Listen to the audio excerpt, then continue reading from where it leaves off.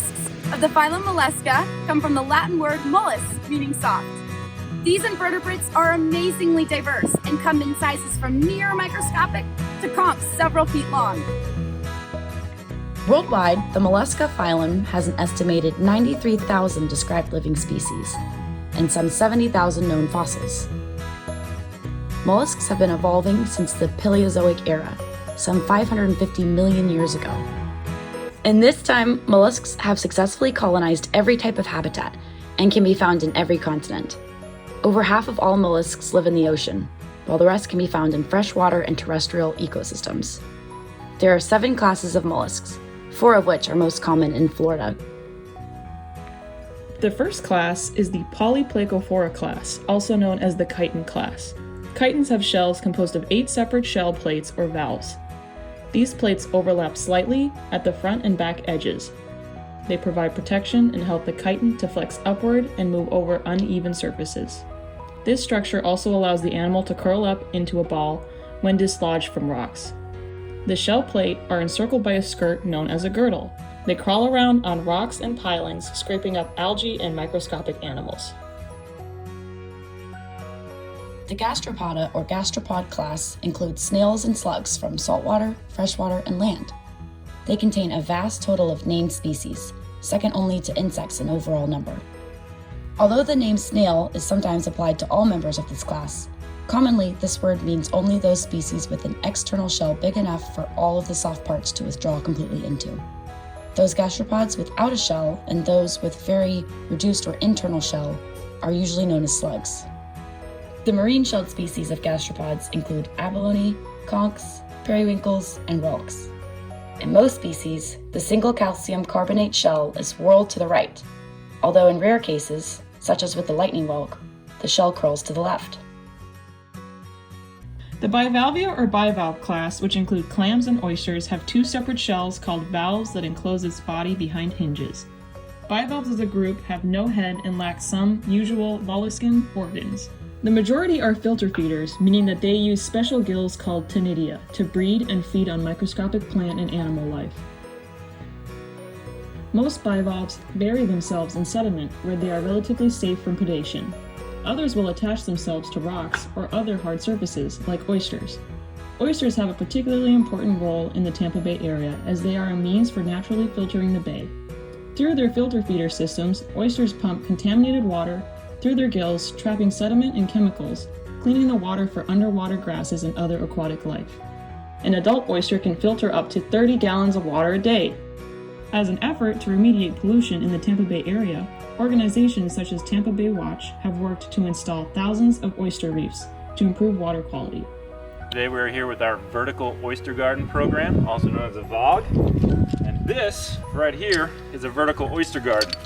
So what we've done is taken recycled oyster shell from some of our local restaurants here in the Tampa Bay region, taken that recycled shell out to one of our curing centers or recycling centers, and from there we will take that shell and thread it on a piece of nylon rope like this, and then it is ready for deployment out into the Tampa Bay area. So to deploy one of these vertical oyster gardens, we will actually take this VOG, attach a rope to the top of it, and actually suspend it from your dock, that being a dock of Tampa Bay Watch or a private homeowner. And once we suspend it at the right elevation, that will allow juvenile spat oysters to float by on the tide and actually glue themselves to each one of these oyster shells. Now, one of these juvenile oysters is only about the size of a grain of sand, but over time they will actually grow into a full adult oyster. So here we have, again, our vertical oyster garden that hasn't gone into the water yet.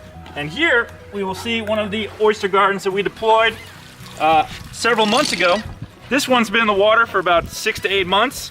You can see the difference in what is actually attached and what is not. So here are all the recycled shells, but all of this is live oyster that has grown on this vertical oyster garden since its deployment.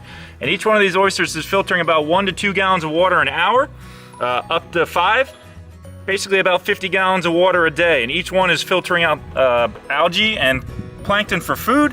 What they're also filtering out are things like storm drain runoff, fertilizer, pesticides, the algae that causes red tide, and by doing that, they're helping us to keep our bay nice and clean. In 2013, An oyster reef was built offshore Honeymoon Island in the St. Joseph Sound estuary. This oyster reef system not only improves water quality, but also provides habitat for small organisms and helps prevent shoreline erosion. Cephalopod comes from Greek and means head feet. This class is exclusively marine animals characterized by bilateral body symmetry, prominent heads, and a set of arms or tentacles modified from the primitive molluscan foot. Cephalopods are widely regarded as the most intelligent of the invertebrates and have well-developed senses and large brains. Specifically, octopuses all have highly developed eyes and long tentacled arms. Cephalopods can move by jet propulsion, which is when seawater enters a body through gills and is exploded through funnels to create a water jet, similar to a rocket takeoff. Though it is extremely efficient in maneuvering quickly, this is a very energy-consuming way to travel compared to tail propulsion, used by fish. While jet propulsion is not the most common travel method utilized by cephalopods, the stop-start motion provided by the jets continues to be useful for providing bursts of high-speed movement, especially when capturing prey or avoiding predators. Shellfishing is less common in Florida than in the waters farther up north. Environmental conditions such as seasonal blooms of toxic red tide algae sometimes make local shellfish populations unsafe to eat. But shell collecting is quite popular across the Florida Gulf Coast. At Honeymoon Island, visitors can find a wide variety of shallow and deep water shells, especially after tropical storms or hurricanes.